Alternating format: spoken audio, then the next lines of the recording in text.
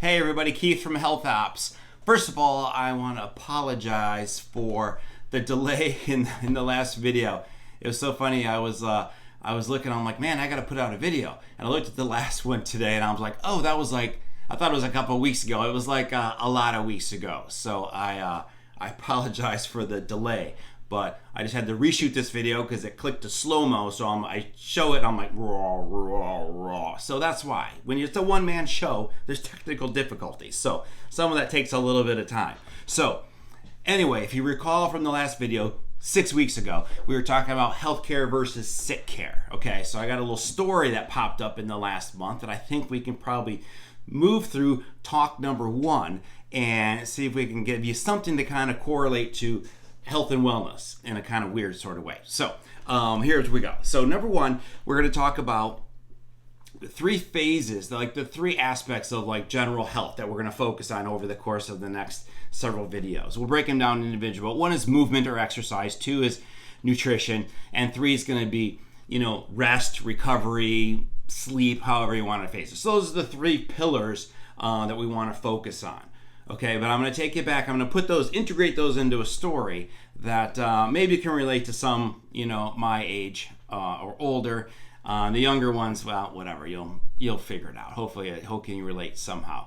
So it reminds me back when I grew up in Michigan. So it was 19. I had to look it up today. So I didn't look up that I had to go to Michigan. I looked up the law. Seatbelt law came into effect in 1985, right, in Michigan.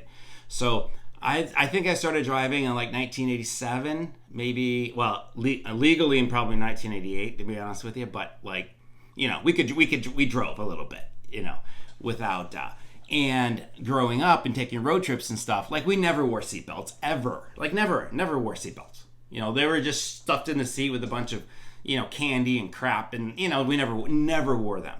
So the seat law came into effect, and lo and behold, you go to driver's ed, and they give you the talk, you like click it or ticket, click it or get a ticket, yeah, whatever, yeah, got it, right? So the first part when you start learning to drive when you're 16, you're just like, oh, I gotta do this stupid seatbelt thing. Totally annoying. So the first one we're talking about when someone's introducing a new concept to you, new health. Oh, how come I gotta work out? How come I can't eat the way I used to eat? What do you mean get some sleep? What do you mean just get some stress relief, doc? That doesn't make any sense to me. Like, whatever. You're just totally annoyed that someone's giving you input into your life that you don't want anything to do with because you're not used to it. Okay? So you're not used to it. So, it's like it feels like those first times in the car when you had that flashing light to be like, put your seatbelt down, you're just annoyed. Someone barking at you to do something healthy, right? So what you do, what I did, what we all did, back then, the cars weren't as advanced back then. So what you knew you could just pull on the seat a little bit and it would get the thing to stop flashing, right? So you could pull on it and the dash would stop flashing. So there, annoyance gone. You could get away with it. So, what do? You fib a little bit when you go to the doctor, whatever. You cut out a few meals before so your scale's a little bit down. You cheat a little bit just so you're not annoyed, right? Then, as the cars get more advanced, as science gets, they start doing more lab tests on you, or you're getting older and have to do more and more tests on you, then they get a little bit smarter figuring out what you're not good at, right? So this is like when the cars get smarter and all of a sudden, like, they start chirping at you, like, audibly. And they learn that you just can't pull the seatbelt, you actually have to click it in to make the beeping stop. So, again, totally annoyed, but the goal of it is to keep you safe on the road. You with me? But the mindset isn't that. Someone giving you health advice, you're just totally bent, having to even deal with it. Okay? So you're like, how? Because then you learn how to click it. And then you click it, and then once you drive for once you get up to 10 miles an hour, you can unclick it, and the beeping stops, right? So we did this all the time, right? All the time.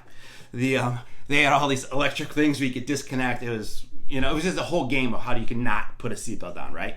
And then even worse, like when you're sitting at a red light with your buddies, whatever, and all of a sudden, who pulls up behind you? Right, a cop, right?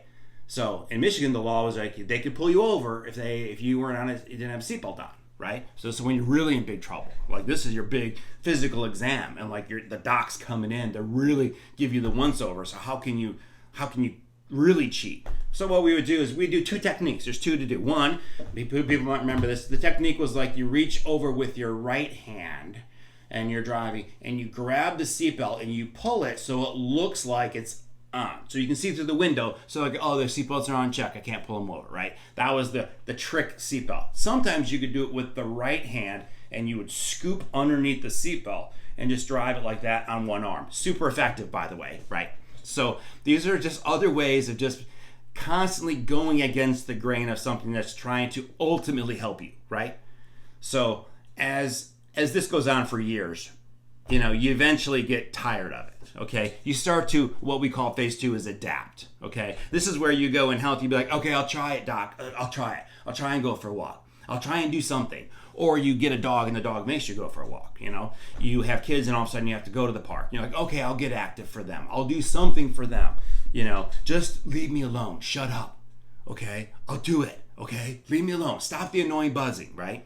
So what happens, you start to realize that just like you're like, okay, you learn how to put the seatbelt on. Like, it's not so bad. Okay, it's trying to keep me safe. I got it. You get a little older. You're driving a little bit more. You see some accidents. You're like, whoa, it's a train wreck. Yeah, I should, car wreck. But I should, I'll buckle up. So then you start buckling up. And then you start buckling up. And then pretty soon, lo and behold, what happens? You start telling your passenger to be like, dude, buckle up. Because the cars are getting more advanced. So now the passenger has to buckle up or that annoying beep comes back. So you're like, dude, put it on. Seatbelt. Seriously, it's bugging me. So, because the rules were all off before, like in the back seat, like you never wore a seatbelt anyway. You're climbing all over the place. Like those rules were just to get the driver to make the thing stop. Everything else was no more. But pretty soon, what are you doing next? Okay, so as you go through the adapt phase, you start to learn, okay, why is this? And you get in the habit of, it's not a big deal to click it. At first I thought it was a big deal because I had a big coat. Okay, I got it. Not a big deal. Okay, a little awkward taking a coat off, when you're driving and get hot and that kind of business. But, whatever, it is what it is. We adapted. We got through. Okay, and as you adapt, you start to realize, oh, there is kind of a benefit to the seatbelt. It's not really a big deal. It's just part of my life now. Meant to keep me safe. Great, good. One thing I don't have to worry about is, getting thrown from a car. Good? That's good. Okay? Keep in mind, as cars advance, as we move towards healthcare and things in the future, there's things that are dangerous to us that can still help us. Like an airbag that goes off when you're not in a seatbelt, not a good idea. Eating an airbag, okay? There's other things that are there to also built in to protect us. But if we don't do this one baseline, there's plenty of new joints in RT. You can replace your shoulders, but if you don't even do the baseline stuff, like no one's even going to put you to sleep, okay? Because you're so at risk, okay, from all these other problems, okay? So as medicine advances to help keep us healthier longer, we have to do our part. Click it, right? Okay. So third part. So this is the part where you can dissect, or you can diverge. You can go one way, okay? You can basically go to you can then become annoying because now you got all this knowledge. Well, man, don't you work out? Man, don't you take these supplements? Man, don't you know you should do this? Man, you should do this. I saw this. This doctor said this. I saw this on YouTube. I saw this on Instagram, right? And then all of a sudden you're the annoying one trying to preach this new knowledge of health and wellness to other people. And pretty soon you become the annoying buzzer. So that's the people in the back seat, like, put your seatbelt on, put your seatbelt on, put your seatbelt on. When really what we want to teach you to do is not being annoying, but to assist. Okay? So if you have little kids, I guarantee you buckle them up in the back, right? You put them in their little, all their little contraptions, you lock them down just to be safe. So you want to assist in the safety of others. You want to assist in the health of others because you've learned through adaptation that it actually is beneficial. And assisting other people be safe is a good thing. And you're passing on some knowledge. That's the goal of what we want to get to. Okay? So the little cute little story here today, hopefully cute, is just to remind you, like when you take a habit you click in every day, and just like we can incorporate pieces of that, knowing that we're going to get annoyed at first because it's going to be something we don't have to do. But if we learn to adapt and then assist others in that, then it's going to be a much healthier place when we look at healthcare versus sick care. The kicker is, the hard part is, you only have to put your seatbelt on for yourself, right? Because you could care less on the other side of traffic if that's a big mess and there's a big 5-car pile up. As long as you're not in it, good to go. But that's not really the mindset we have with health. We want to be able to teach others so others peoples can do it, okay? I know if you want someone to be, if you imagine, well, we can do another story with reckless driving, which is different than putting on a seatbelt. We'll save that one for later. So what I want you to do is, learn that if you need help learning if you need someone to annoy you and get you going so you can learn to adapt, give us a call. That's for us. For us, we'll help you through these things that you can basically start applying to your life in little baby steps. That's the part of this whole 6-part series, okay? So that's number one. There's places where you can go to get that help in without the annoying beeping at you, okay?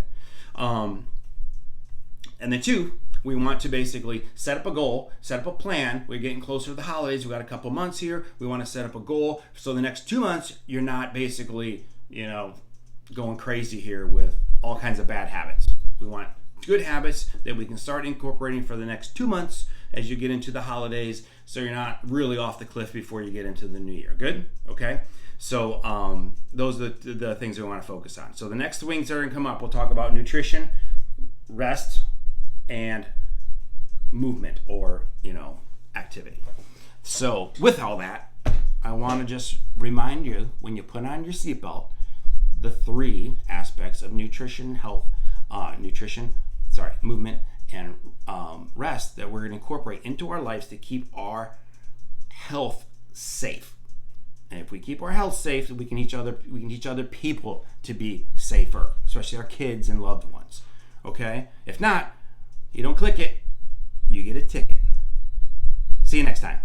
Yes.